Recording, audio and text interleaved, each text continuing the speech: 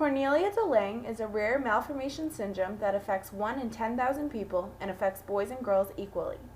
Most people with Cornelia de Lange will live into adulthood unless there are complications such as congenital heart defect.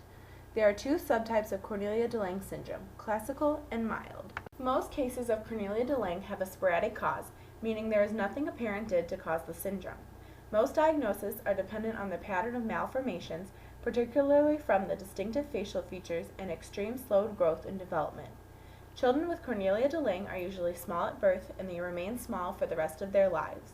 They also suffer from limb abnormalities such as short forearms, small hands, missing or misplaced fingers, and small feet.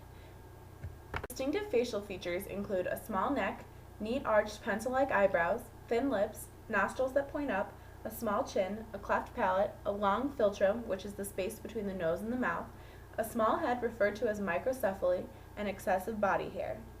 There is variability of severity between people, and individuals diagnosed with a mild form of de Lange exhibit facial and hand abnormalities but may not have the slowed development.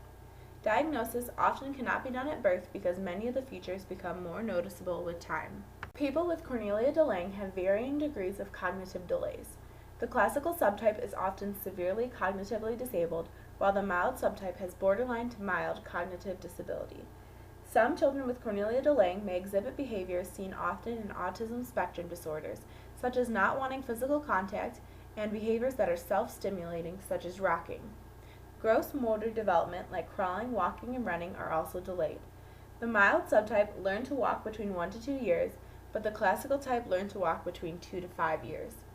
Fine motor development, like pinching and grabbing, is less delayed even with limb differences.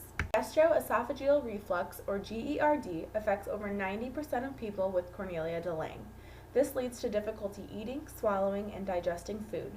Many may have a gastric tube. Children with Cornelia de Lange have unique communication needs. Speech and language are the most severely delayed area of development, with 30 to 40% of these children considered late talkers, 20 to 25% considered limited talkers, 25 to 30% considered nonverbal, and only 3 to 4% having normal or near normal speech development.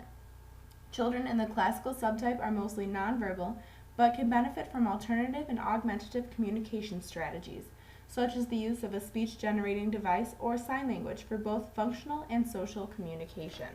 Even those who remain nonverbal into adulthood understand what is said to them and can have intact reading skills. The mild subtype also has language delays, but can learn to speak in sentences with help of a speech-language pathologist. In both subtypes, language comprehension is better than language production, and even those with high vocabularies do not show strong use of grammatical skills. Even those children with normal language skills do not talk often, but there are no signs of elective mutism or choosing not to speak. An interesting characteristic of this syndrome is children are reported to use a word or phrase once perfectly, and then rarely, if ever, use it again. Hearing impairment is almost universal, affecting over 90% in children with Cornelia de Lange. This can limit their language abilities even further and cause larger delays. In children suspected of having Cornelia de Lange, pre-verbal and verbal communication assessments should be done as soon as possible. Both comprehension and production of language should be assessed because of the huge mismatch between the two. They should receive hearing tests and hearing aids or headsets, if needed, as soon as possible, because even mild hearing loss affects a child's ability to learn language.